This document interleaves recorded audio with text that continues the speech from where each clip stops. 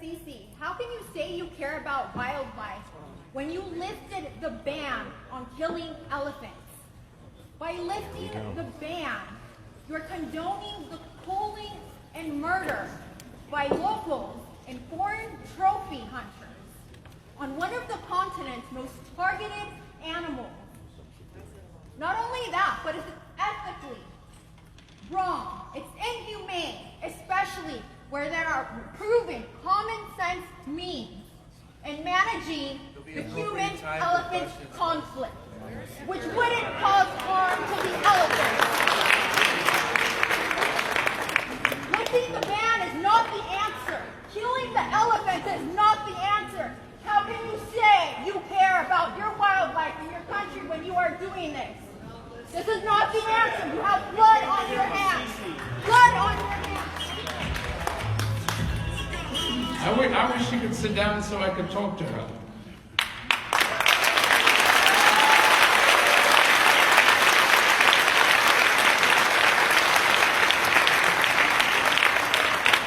So the gentleman is escorting out. If you would kindly just convince her to listen, and I will talk to her and invite her to Botswana to come and see what we've done because we care.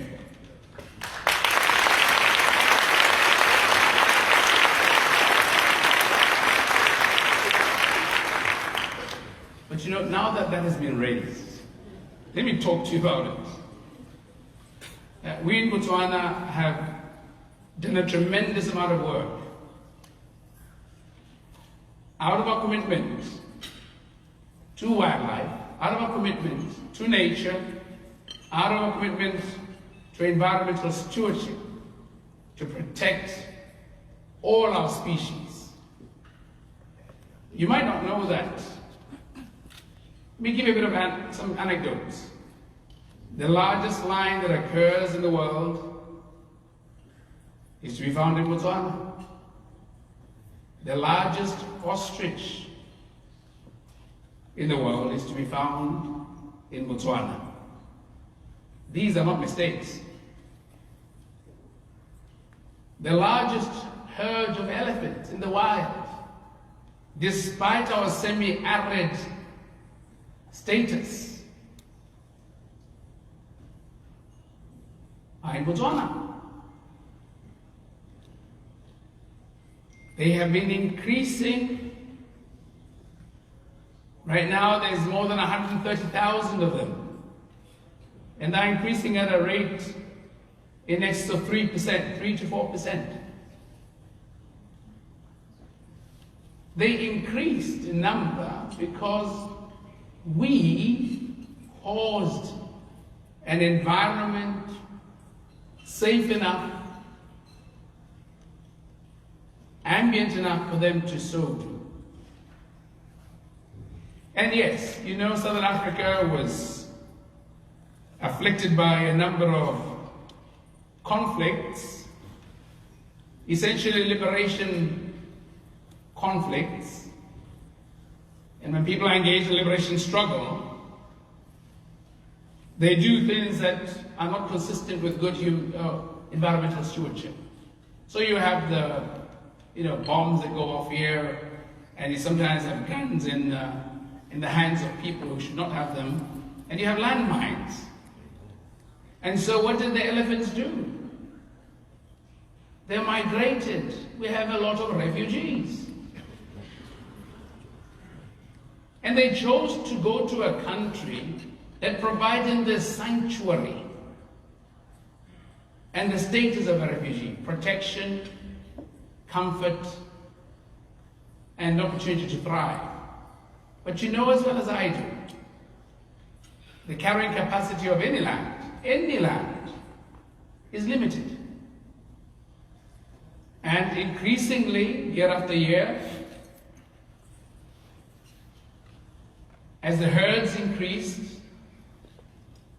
I don't know if you know, an adult elephant will consume up to 250 kilograms a day. As they increased, the competition for the resource of food and land space, water, went far beyond the protected areas, which are in excess of 40% of the country. And there's only 2.3 million people in Botswana. Botswana is twice the size of Nevada, about as big as Texas, most of which is desert. And you know what it means for our people, many of whom are subsistence farmers, poor village folk, who have never fought a war in their lives,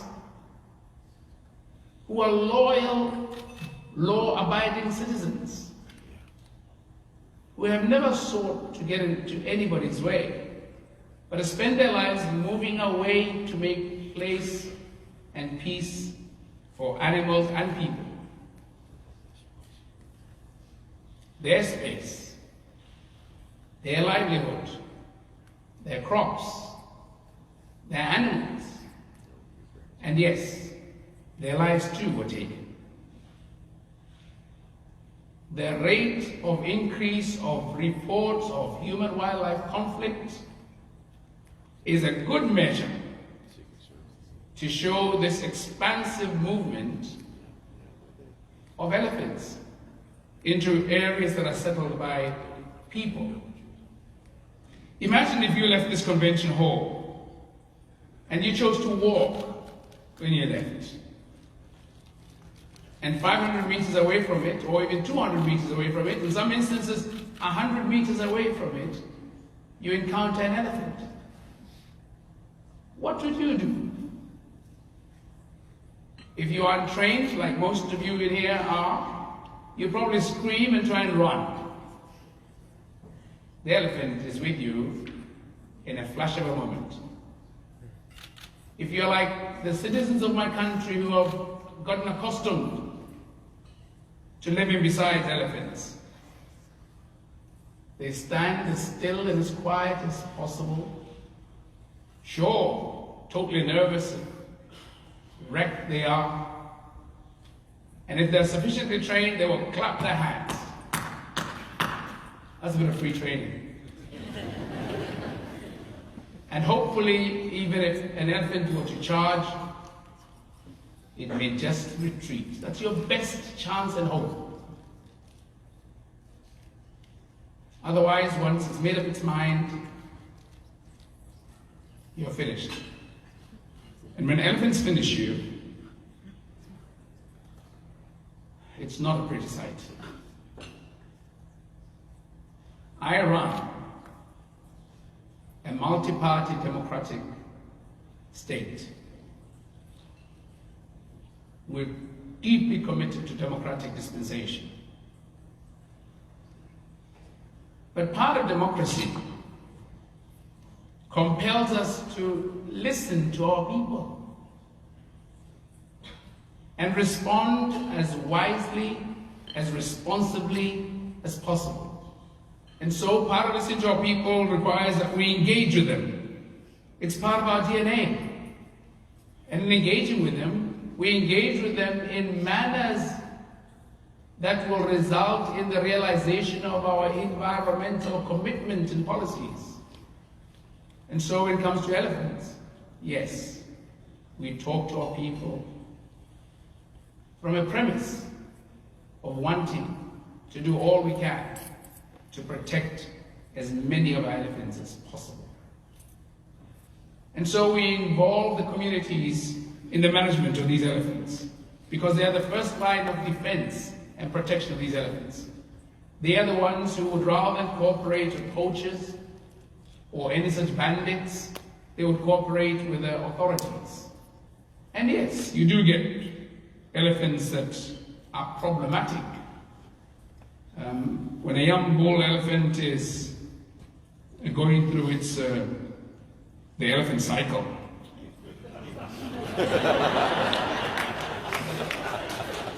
it can be really naughty. And part of being naughty is harassing anything that moves, and anything strange to it. And in harassing that, they destroy and unfortunately they kill a lot of people. And so in the engagement with our communities, we have first determined that we're going to involve our communities as the first beneficiaries of any interaction with our wildlife species, elephants included. And two, we've allocated large chunks of very pristine land, primarily for tourism, to be managed by and in partnership with our communities. And for those areas that are not suitable for photographic tourism particularly, yes, there will be very controlled hunting, but not trophy hunting. We're never going to harm.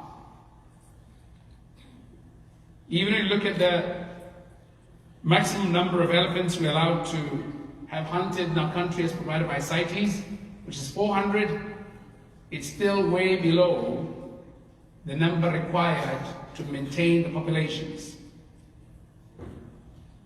We are a country committed to the rule of law. We've maintained it, and we'll continue to maintain it. But for the rule of law to prevail, you need to enroll the population in a commitment to that rule of law. If you abdicate your responsibility and allow Botswana to be turned into a zoo, the people will become lawless. And so it's a delicate balance that you're drawing. And my golly, we're the most successful country in the world in management of elephants. So truly, anybody should come and ask us how to do it. Before the elephants become a threat to themselves, because the ecosystems alter. And one of the biggest challenges, and my dear witness would be, if she were alive, Elizabeth Taylor and Richard Burton, when they got married in Chobe National Park. It's totally changed because of elephant feeding habits. And some species, like the rare Chobe bushbuck, nearly extinct, exterminated, moved away. Their lions on the riverbank, you don't see them. And so part of the management intervention on our part is very much like you manage your risks when you sell your diamonds. Very much like you manage supply and pricing. You want to stay in business, it's called sustainability. So our intervention, the management of elephants, is really informed by a determination to be sustainable, so the ecosystems are sustainable, and the Botswana elephant continues to thrive. And I can assure you, we will continue to lead the world in the management of elephants and the population of elephants. But we do have hope that we may not have to hunt the maximum number.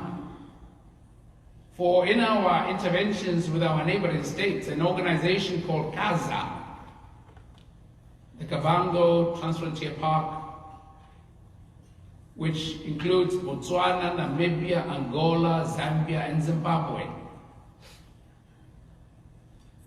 exists to protect the wildlife species that occur in the ecosystems around the valleys of the Kavango and Zambezi rivers. And for many of you who might know of the Okavango Delta, it originates in Angola, in the highlands of Angola. And thankfully, this government of Angola has recently gazetted a whooping 9 million hectares of land to form part of the Transfrontier Parks. And they are badly in need of elephants. I was making a joke the other day when we were at President Ramaphosa's inauguration to President Lorenzo of Angola. I told him, you know, it's about time he and I agreed to repatriate the refugees. Angolan refugees I have in Botswana. These are elephant refugees. So he asked me, why did I say they are Angolans? I said, they all speak Portuguese. So